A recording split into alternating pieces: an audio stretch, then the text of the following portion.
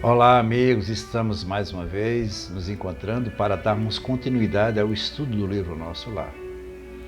E hoje nós estamos no capítulo 32, que tem como título Notícias de Veneranda. Veneranda, como nós vamos ver, é uma trabalhadora do mundo espiritual, uma mulher com relevantes serviços prestados em atendimento aos espíritos menos favorecidos, mas é uma mulher que possui uma humildade que jamais nós poderemos ver aqui na Terra.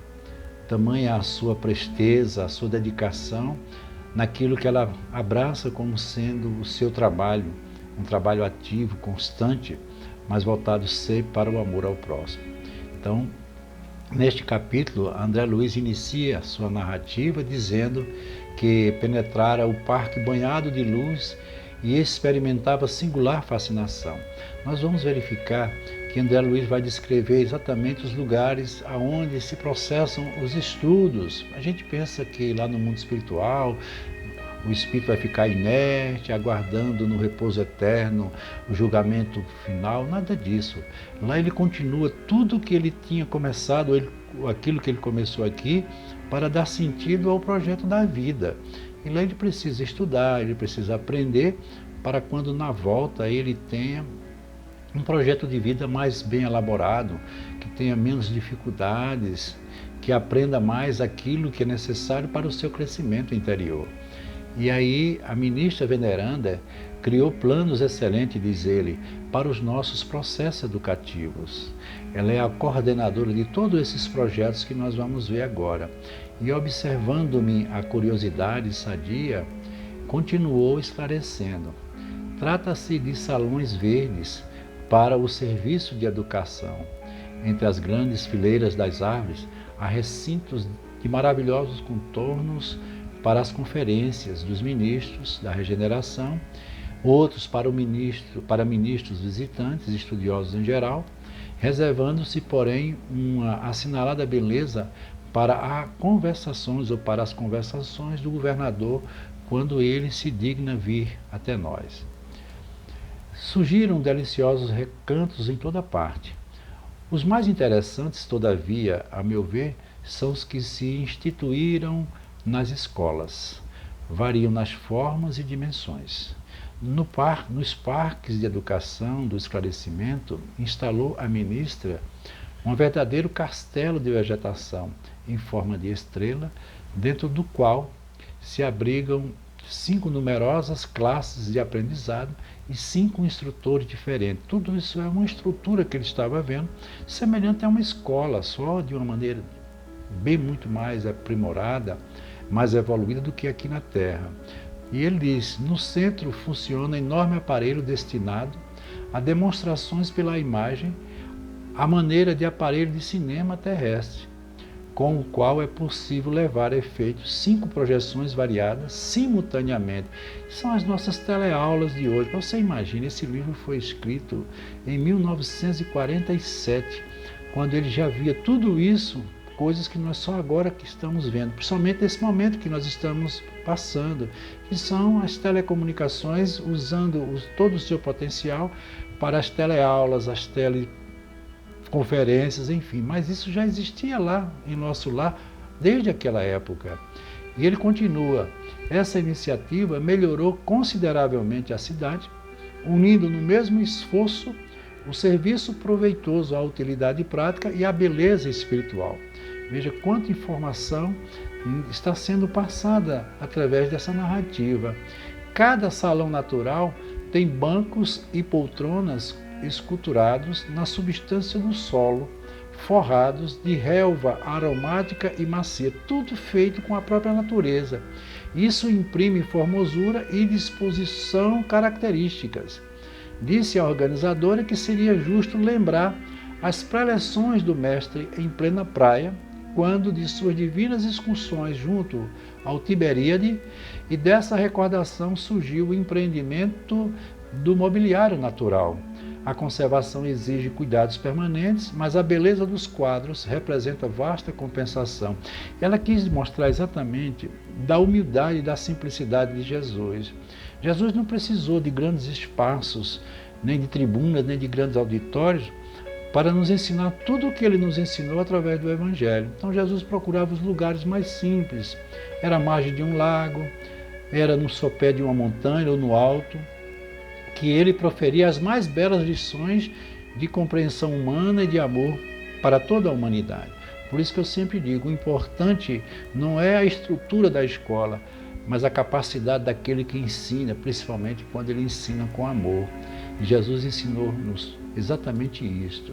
E continuando, a vegetação do local, cada mês do ano mostra cores diferentes, em razão das flores que vão se modificando em espécie de 30 em 30 dias.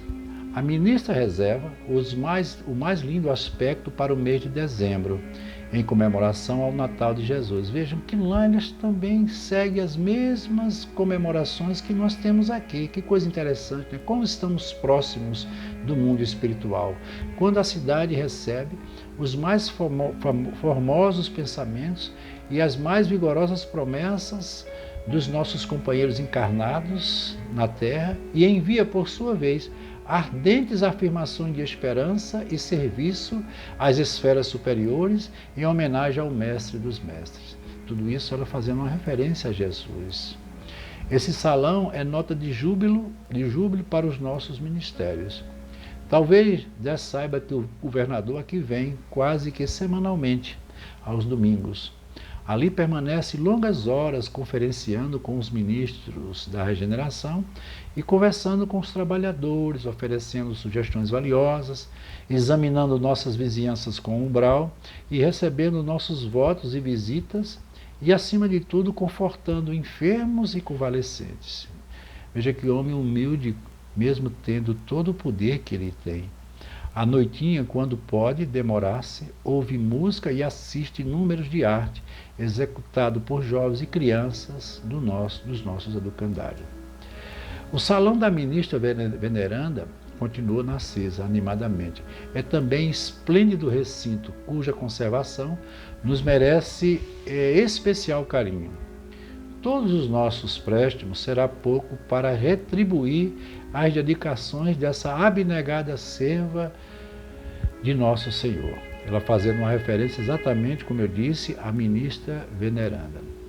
Um grande número de benefícios nesse ministério foram criados por ela para atender aos mais infelizes. Sua tradição de trabalho em nosso lar é considerada pela governadoria como das mais dignas. É a entidade com maior número de serviço na colônia e a figura mais antiga do governo e do ministério em geral. Tudo isso uma referência a ela, a ministra veneranda, e permanece em tarefa ativa nesta cidade há mais de 200 anos. Olha quanto tempo ela trabalha com esse mesmo propósito. Como deve ser respeitável essa benfeitora, disse André Luiz. Você diz muito bem, atalhou Narcisa com reverência.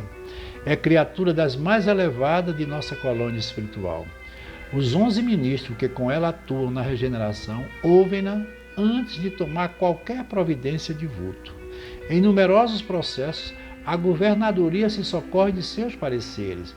Com exceção do governador, a ministra veneranda é a única entidade em nosso lar que já viu Jesus nas esferas resplandecentes, mas nunca comentou esse fato de sua vida espiritual e esquiva-se a menor informação a tal respeito. Ou seja, ela é a única que ali, das que ali se encontra, que teve a felicidade de estar frente a frente com Jesus. Isso no mundo espiritual. Um dia, há 4 anos, nosso lar amanheceu em festa. As fraternidades da luz que regem os destinos cristãos da América homenagearam ela, veneranda, conferindo-lhe a medalha do mérito de serviço. A primeira entidade da colônia que conseguiu até hoje semelhante triunfo, apresentando 1 milhão de horas de trabalho útil, sem interromper, sem reclamar e sem esmorecer. Veja que espírito é a veneranda.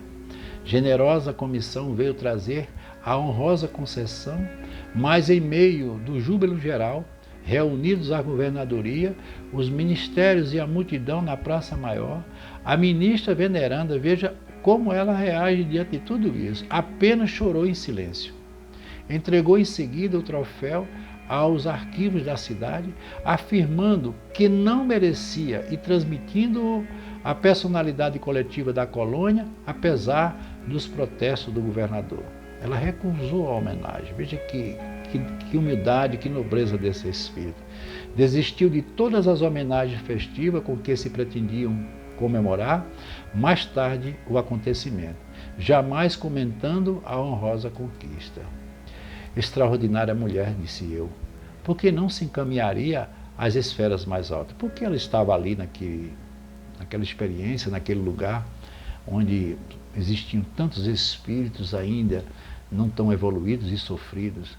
E Nascija baixou o tom de voz e declarou, intimamente, ela vive em zonas muito superiores à nossa e permanece em nosso lar por espírito e amor ao sacrifício. Uma das coisas que a gente mais pode evidenciar acerca disso foi o próprio Jesus. Um espírito da grandeza de Jesus veio estar conosco, vivenciar a nossa experiência para nos dar exemplo. O mesmo ela faz. Soube que essa benfeitora sublime vem trabalhando há mais de 1000 anos pelo grupo de corações bem-amados que demoram na terra e esperam com paciência. Como poderei conhecê-la? Perguntei impressionado. Narcisa, que parecia alegrar-se com meu interesse, explicou satisfeita. Amanhã, à tardinha, após as preces, a ministra virá ao salão a fim de esclarecer alguns aprendizes sobre o que seja o pensamento. E, consequentemente, ele está na iminência de ter um encontro pessoal com essa ministra, esse espírito de uma envergadura muito acima de tudo o que ele até então havia visto. E assim é o mundo espiritual.